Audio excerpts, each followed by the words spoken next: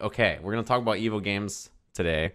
We have 3 categories: for sure, maybe, and unlikely. So from what I understand, there's 8 games, right? Which is there's a question mark, but they've had 8 games the last few years, right? So the for sure category, I'm going to be very like for sure.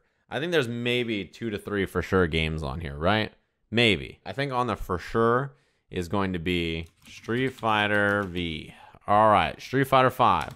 I don't think that's that surprising. Street Fighter being there, it's happening. I think it's very, very unlikely that that is not the case, right? I also think T7 is a lock. Tekken 7, Street Fighter.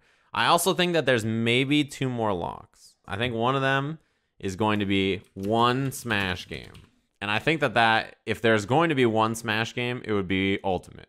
But under maybe, I would put both Smash games. Under maybe, which I think is still pretty likely. If only one of them is going to make it, my guess would be Ultimate. I think both of them there would be cool. MK11.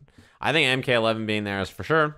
NRS game at EVO, pretty common. New NRS game, it's going to come out April, which is like what, 4 months before EVO that year. Big entry numbers for it, probably. I'd assume like the first year NRS game is usually pretty high entry numbers, right? And I think that the new Mortal Kombat game will probably have one of the early slots, probably first or second on Sunday. That seems like the slot it would occupy, you know. So that's what I'm thinking for the for sure's. I think there's 4 games that are probably, these are all pretty likely: Street Fighter, Smash, Ultimate, Tekken 7, MK11. I think those 4. So that means the other 4 games we have to decide on a few. This game will make it as long as there is no issue with licensing or anything, right? Because Ultimate wasn't in EVO Japan, but to me, EVO Japan is a different beast in how licensing works, right? So who knows about that event? But for main EVO, they had Smash 4 before, and I don't think that getting Smash Ultimate would be that surprising for them. Dragon Ball, I feel like, is the same way. DBFZ is another game that, bar licensing, I'd be very surprised. It was the second to last game last year at EVO, so it wasn't the closeout game, but the second to last game actually has the prime time slot. I know a lot of people, when they think about EVO, they think about closing EVO and how that is a very prestigious thing to do. Like Street Fighter is always the game that closes EVO, right? But I'll tell you, from a viewership perspective, the closing game is always going to have, is not going to have the best numbers. Usually, that's the case, right? You saw that this year. The second to last game will always almost have the better numbers in the time zone that, like, you know, EVO's in. Just how it goes. Because once you get to that second to last game, it starts to be about prime time for everybody in the day to watch it from in the US and even in other regions. Once you get a little later, then, you know, the East Coast starts to go to sleep. Some of the people, even some people on the West Coast, if they have to work the next day, they're going to sleep because it's, you know, 8, 9, 10, 11 o'clock on the West Coast, which is now like, you know, 1, 2, 3, whatever, right? It's like super late at night. So for that reason, the best slot at EVO is the second to last slot. Even from a competitor and a commentator standpoint, for me, I always like the second to last top 8 of the day. To me, I think that's the best slot. I think the last slot is rough. So you think about it like this. You know, EVO, Friday, Saturday, I'm waking up at 8 a.m. I'm doing commentary. Sorry, I'm not waking up. I'm waking up at like 6:37 in the morning, doing commentary at 8 a.m., commentating through the whole day. Make it the Sunday. Sunday, you have the last slot.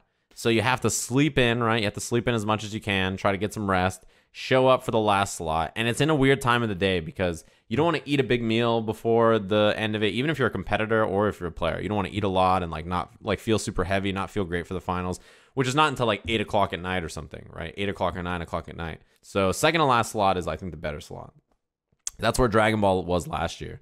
And the entry numbers for that game were excellent. So barring licensing issues, I think Dragon Ball is pretty likely to be there. This and Melee are both, you know, 5 and 6 to me after these games. So the thing about EVO, and you have to remember this, is that if a game is not out yet, people will register for it because they're excited for it to come out. Dragon Ball was like that last year, right? Where people started signing up for Dragon Ball long before they knew if they were going to keep competing in the game.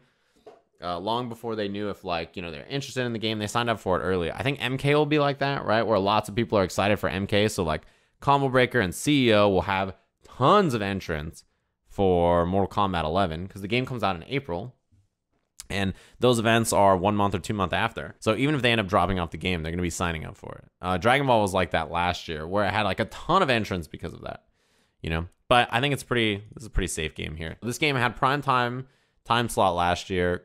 amazing entry numbers, still strong from community perspective. And one big thing that people don't always talk about for EVO is continued support. I think a lot of games get a bump if they have continuous support from the developer. That seems to be something that's like, yeah. How big of a drop-off do I expect for Dragon Ball? A lot. Pretty big amount. It's second year at EVO, so it's going to go down, I think. In this maybe slot, I think the next game I'm actually going to put here is Unist. It's such a weird game because this game I think a lot of people are really excited for. And when you look across local communities in the US, Unist is like one of the most popular games. I went to Denver and I was asking them, like, what's your most popular game? You guys have casuals, you're playing games. What's the most popular game? And they're like, well, Tekken.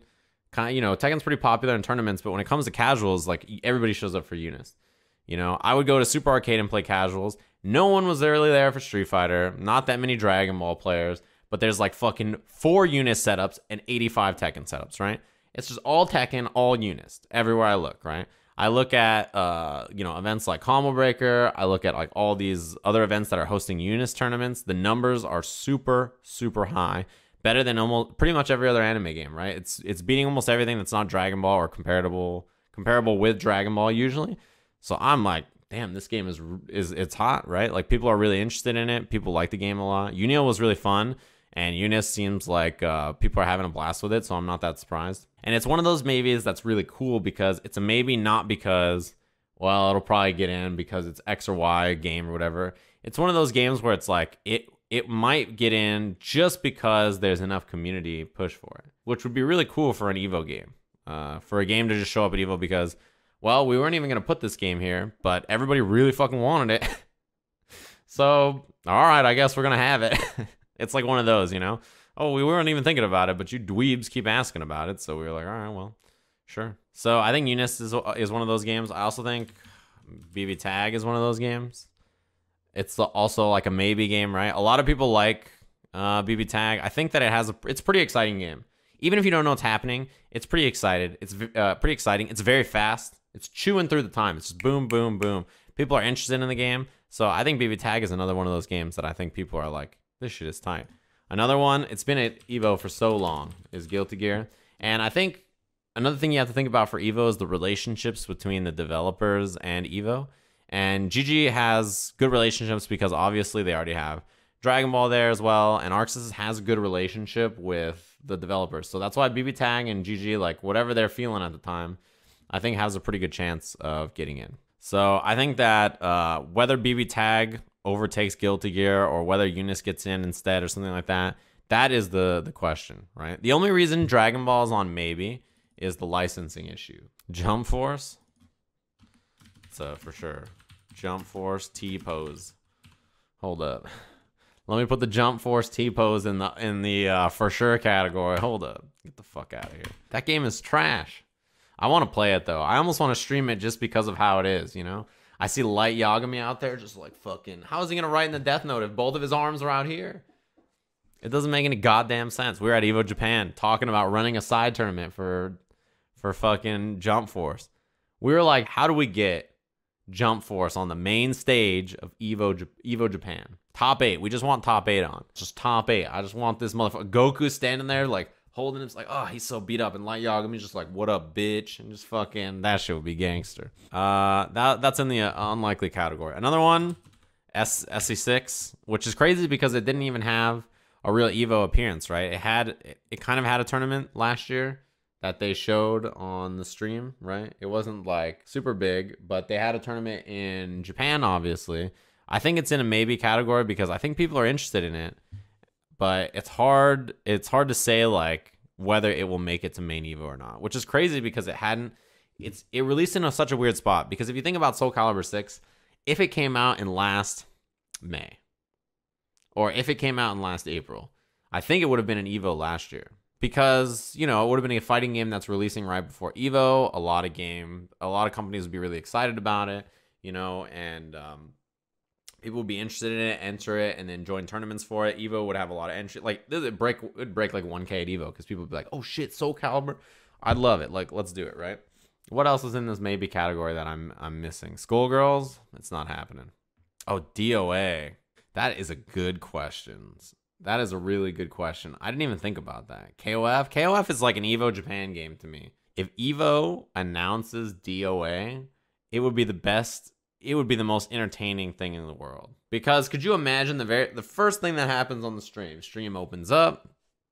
Mr. Wizard's like, what up, guys? We're here with Markman. We're doing the reveal. And Markman's like, what up, everybody? I'm the global business development person at EVO. I also work with Razer. I also used to work with Mad Cats. I also work at Tenno. I also work with Hori. I also work with Mad Cats previously. I don't know if I mentioned that. I also help manage the ATP Enterprises. I'm in the top shelf of that, working there.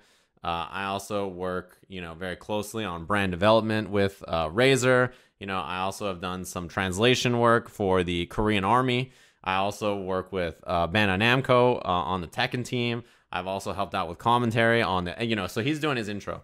But when all of that finishes, right, they go and Mr. Wizard's announcing the first game, and he's like, before we get all crazy, I'd like to remind everybody again that, of course, what you saw at the EVO stream at EVO Japan this year does not represent the core values of EVO, right? But what will represent the core values of EVO is DOA as our first game of Evolution 2019 in the Mandalay Bay. You're like, oh shit, I didn't see that coming at all. You motherfuckers spamming that shit in the chat because you think you're so funny. What are you gonna do when he turns that shit around on you? You got no chance.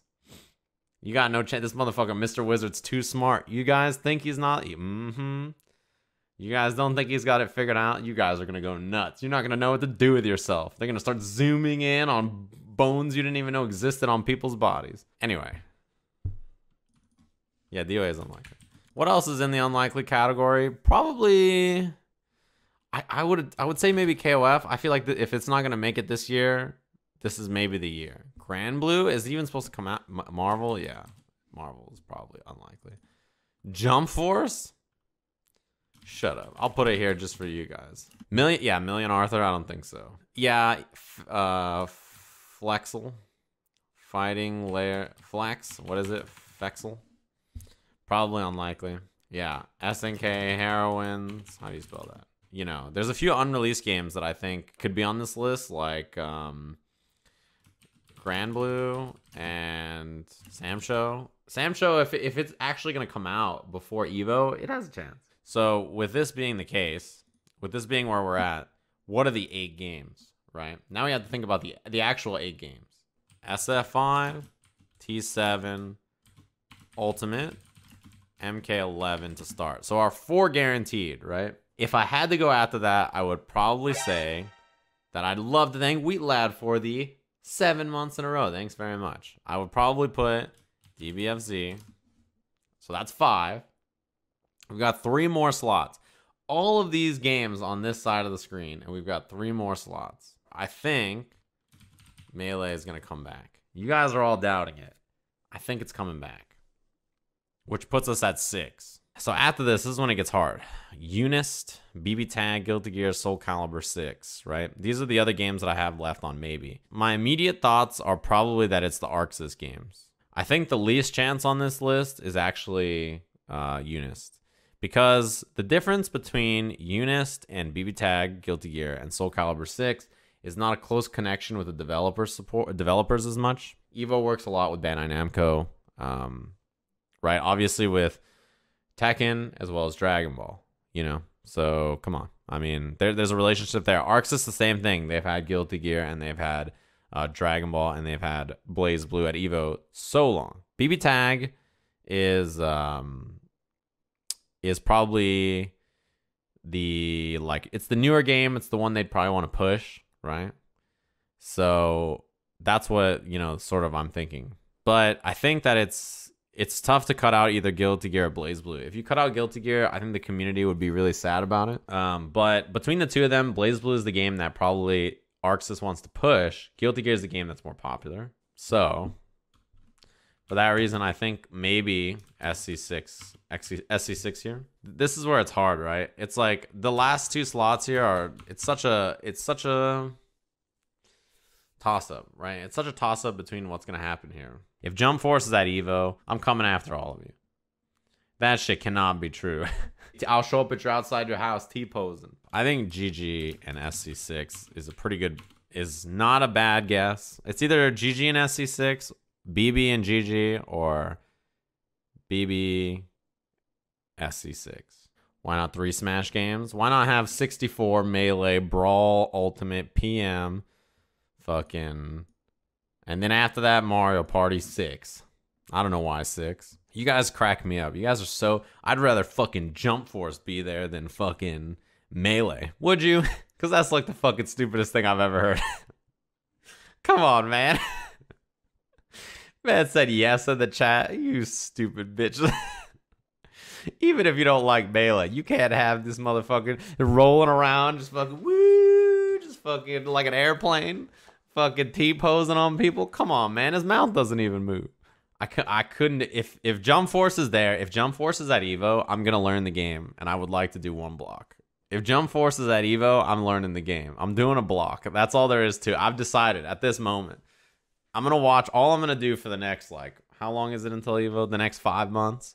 I'm only going to watch anime. And when that game shows up, I'm only going to scream the names of all the moves. I'm going to be explaining the lore. They're going to be like, oh, he gets the hit into that. I'm going to be like, well, in the anime, what actually happened is this, this, and that. But if you read the manga, here's what actually happened. They mentioned very briefly that this and that. I'm just going to be going in. I'm not, even if they start talking, I'm just not going to stop. I'm going to continue through them.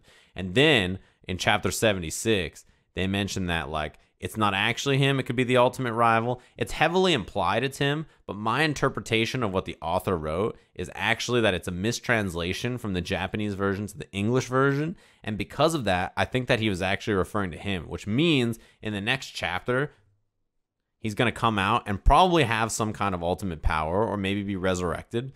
I'm not sure exactly what that's going to be me. They're not actually canon, but I think they were written in a truer way that the characters are represented than the actual anime, which that just tells you the quality of them. It's always some shit like that, dude. It's always some shit like that. I don't know why. But the fucked up thing is that if I said all that shit, Steve would still be down. He'd be like, yeah, the T-pose?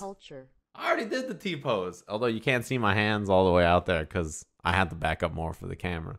But I was already T-pose. You have to understand, I was in Japan. Hold up. For that donation, I'll tell you guys, we were in Japan. And we went out. We were just relaxing after EVO Japan. We went out and got dinner and everything. And after we got dinner, we were just chilling out in the streets. And this guy, Obama, he was in a mood. You know how he is. And he was just talking. And we were talking about something. We were arguing about something. And this guy, Obama, goes, you don't think I'll T-pose on your ass right now? And he just goes, and is looking at somebody with his fucking arms outstretched. And I'm telling you right now, I was fucking dying. I couldn't believe it. He hit you with that shit right in the middle of the streets. You don't think I'll T-pose on your ass right now? Yes, Obama does twerk in the streets of Japan. I don't know how he's still allowed in that. Focusing. I don't know how he's allowed in that country. They must tolerate anything. This motherfucker's just standing on the middle of the street, T-posing on people, and screaming and twerking. I'm like, how do they not kick you out of here?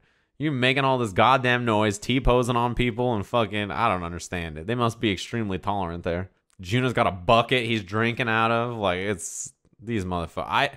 I didn't realize it. I met a few people in Japan, and I've also met a few people who've donated. Costs more money, buying water at EVO or funding Jump Force's cutscenes? The thing is, you have to understand that water at EVO, you have to pay for in Vegas. I'm sort of leaning towards buying water at an EVO. I think that has to be more expensive, right? Just because buying water in a desert versus not animating characters. They literally just, Vegeta's just like, but like he's monologuing like this. That can't have cost any money. There's nothing animated. He's like, Kakarot, you think you will defeat me? He's just like over there like fucking crossed arms. His mouth isn't even moving and shit. Yeah, Frieza's T-posing. Just laughing and T-posing. I'm like, all right, whatever. It's inner monologue. They don't even speak. It's all through like telepathy. I wish that they had done, like, the story was that none of them move their mouths because they all speak telepathically. I was going to say, I've met a lot of people in Japan. A lot of very interesting people. There's 2 different people that I've met. One of them, his name is Andrew. He's very tall. He plays Blazblue. He's a very nice guy. He makes these vlogs on YouTube. His name is Andrew, and he plays Tekken. He does a bunch of streams out in Japan. He's a very sweet, very smart guy. Now, there's another guy. Same height, same features. You give that guy any alcohol. His name is Giuna. That guy is a motherfucking pain in the ass. I'll tell you what. Giuna is just a Neanderthal on the streets of Japan. Andrew, very nice. I like that guy a lot. Giuna, you can't take him anywhere with you. This motherfucker he's gonna get you all killed, or he's gonna get you all in trouble, or both. This motherfucker, you get him any kind of alcohol, it's just like, oh boy, here we go. Should fucking somebody call the police.